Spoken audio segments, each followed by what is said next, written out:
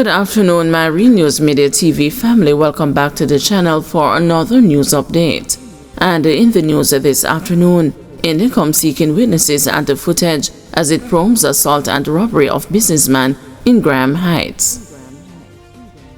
The Independent Commission of Investigations is appealing for witnesses or people with footage of the assault and robbery of a businessman in Graham Heights, St. Andrew, by individuals dressed as police officers on February 11. The news broke the story the following day, February 12, reporting that the elderly businessman and the construction mogul was robbed and grievously assaulted by masked men reportedly dressed in police gear. The incident sent shockwaves through the construction sector and the Upper St. Andrew community, where the victim is widely known and respected. The news was informed that the complainant, known as a Polyboy, was beaten and robbed of his licensed firearm and $100,000 in cash.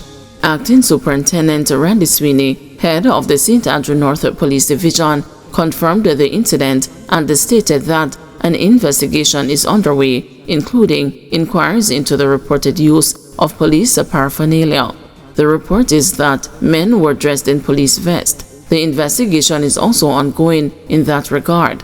Men traveling in an unmarked motor vehicle intercepted his vehicle, claiming to be police officers. They were masked, or at least some of them were, Sweeney previously told the news. The businessman was hospitalized at a corporate area hospital for injuries sustained during the roadside assault. Indicom is seeking assistance from the public as part of its probe, specifically from individuals with digital footage who were traveling along Birdsucker Lane and the Graham Heights Road between 5 p.m. and 6:30 p.m. on Tuesday, February 11. The digital footage includes vehicle dash camera footage as well as CCTV recordings. Original owners of such footage are especially important to the investigation. The footage should be shared via Indicom's WhatsApp number 876-553-0000. Persons may also visit the Commission's office at 1 Dumfries Road, New Kingston, or contact the office at 876-968-1932 or 876-968-8875, Indicom said in a release. PICA defends Jamaica's immigration and citizenship processes amid the deportation of man from U.S. The Passport, Immigration and Citizenship Agency says it is committed to upholding the integrity of Jamaica's immigration and citizenship processes and will continue to support individuals seeking to clarify their nationality. This came against the background of a news story of a man, Devon Nicely, who was deported from the United States and who is insisting that he is not a Jamaican but an American. The man says his name is Trevor Anthony Grant and argues that he was wrongfully deported. PICA states that there are established protocols between Jamaica and the U.S. that guide the deportation of Jamaicans. The agency says these protocols include the presentation of documentary evidence by U.S. authorities to Jamaican authorities of the nationality and identity of individuals to be deported. PICA says it collaborates with the Ministry of Foreign Affairs and Foreign Trade and other key stakeholders to verify the nationality and identity of the individuals. PICA says in the case of the individual, the U.S. authorities provided the agency with documentary evidence, including biometric information. PICA says it conducted investigations to verify the authenticity of the Jamaican birth certificate and other information related to Devon Nicely. This biometric information, including fingerprints linked to the individual who arrived on the flight as Jamaican Devon Nicely, it said. On arrival in Jamaica on February 27, 2025, the individual asserted that he was not a Devon Nicely. He was invited to visit PICA with supporting documentation to substantiate this assertion.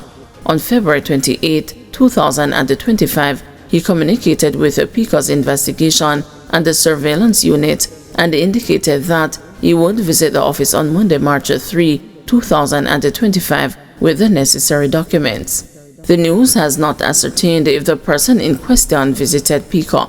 I am a United States citizen born in Camden, New Jersey, Grant told the news moments after his release from custody of the local officials last Thursday at the Norman Manley International Airport.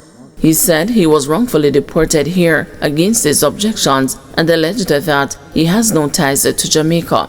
On about the 2nd of March 2023, I was leaving a girl's house. It appears that ICE was looking for someone that used to stay at that address. After leaving that house, I went to a gas station.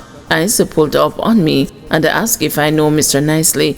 In reply, I said no, said Grant. He told the news they got into a verbal dispute and they said some euphemism on his part was displayed. Grant showed the news team documents he had in his makeshift bag. These include documents labeled and purported to be from the United States Department of Justice, Federal Bureau of Investigation, Criminal Justice Information Services Division, Clarksburg, West Virginia, with the agency case number affixed. It read, the FBI identified your 10-print submission, which contained the following descriptions. Name, Grant Trevor Anthony, sex, male, race, black, birth date, 1964-0207, birthplace, United States, citizenship, United States, among other discretionary notes. Grant also showed the news biometrics of his fingerprint and that of Mr. Devon Nicely, who he says the authorities accused him of being. It appears the U.S. authorities wanted Nicely for re-entering America after deportation in 1992. A U.S. Department of Homeland Security record of the portable inadmissible alien document perused by the news says Devon Nicely, 65, is a citizen of Jamaica and was born 04/27/1959. St. James triple murder accused for court in May. John Lee Roach, the man who was implicated in last year's triple murder in the Upper King Street area of Montego Bay, St. James, has been remanded in custody until May. Roach appeared in court in the parish last week, during which prosecutors disclosed that the case file remains incomplete. Consequently, Roach was remanded by High Court Judge Justice Judith Pusey, and the case was set for mention on May 19, 2025. Roach has been charged with 3 counts of murder, shooting with intent, and illegal possession of a prohibited weapon, all relative to the July 9, 2024 gun attack. Those killed in the incident were 17-year-old Jadon Bennett, 26-year-old Rasheen Williams, and the 62-year-old fisherman David West, all of King Street in the parish capital Montego Bay. Reports are that about 5 p.m. on the day of the incident, residents heard loud explosions coming from a section of Upper King Street in Montego Bay and alerted the police. On their arrival, the now accused allegedly engaged the police in gunfire before fleeing the scene. 2 illegal guns were seized after the gun battle. Further reports are that Roach subsequently surrendered to the police in Trelawney and was later charged relative to the development. Guys, thank you for watching. See you this evening at 6 p.m. for another news update.